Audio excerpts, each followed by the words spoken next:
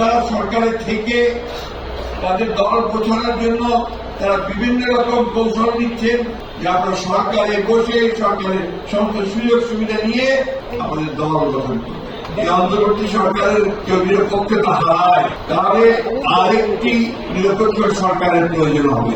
১-১১ যারা তৈরি করেছে যারা টিকতে পারেনি মানুষের স্থানীয় সরকার উপদেষ্টা যিনি আছেন তিনি বলেছেন ফ্যাসিস্টদের লোকেরা যদি কেউ মাঠ চেয়ে নির্বাচনে অংশ নিতে চায় তারা অংশ নিতে পারে। এটা কি আপনারা মেনে নেবেন? মানবে? থেকে এটাই প্রমাণিত হয়েছে যে তারা এখন তাদের নিজেদের স্বার্থে ওই ফ্যাসিস্টদেরকে তারা জায়গা দিতে চায়। তার মানে কি আমরা এটা মনে করবো যে তারা সরকারের থেকে তাদের দল প্রচারের জন্য তারা বিভিন্ন রকম কৌশল নিচ্ছেন, এই কৌশল নিলে আমরা তা হতে দেব না, দেশের মানুষ তা হতে দেবে না।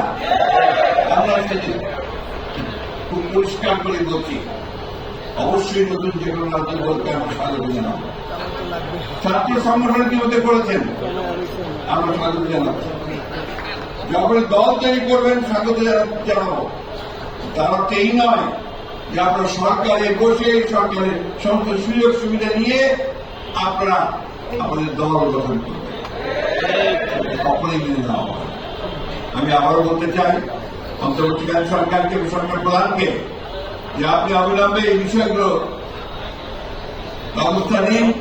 তারা জনগণের যে আস্থা আপনাদের উপরে আছে সে আস্থা আপনাদের উপরে আর থাকবে না। আমি যখন প্রথম বলেছিলাম যদি এই অন্তর্বর্তী সরকারের কেউ নিরপেক্ষতা হারায় তাহলে আরেকটি নিরপেক্ষ সরকারের প্রয়োজন হবে বলেছিলাম না? কেন বলেছিলাম তা এখন প্রমাণ হচ্ছে। তখন বলেছিলেন যে আমি ১-১১ দিকে দলে বসেছি, আমরা ১-১ ভর্তি করব। ১-১ যারা তৈরি করেছে যারা টিকতে পারেনি মানুষের আবারও শেয়ার করে বলে দিতে চাই যদি আমার কেউ সেই ১-১ কেউ চিনতে পারেন গণতন্ত্রকে বিসর্জন দিয়ে আবার সেই একদলীয় শাসন বা ফ্যাসিস্ট আন্দোলন ফ্যাসিস্ট সরকারের দিকে যেতে চান তারা কখনোই জনগণ মেনে নেবে না।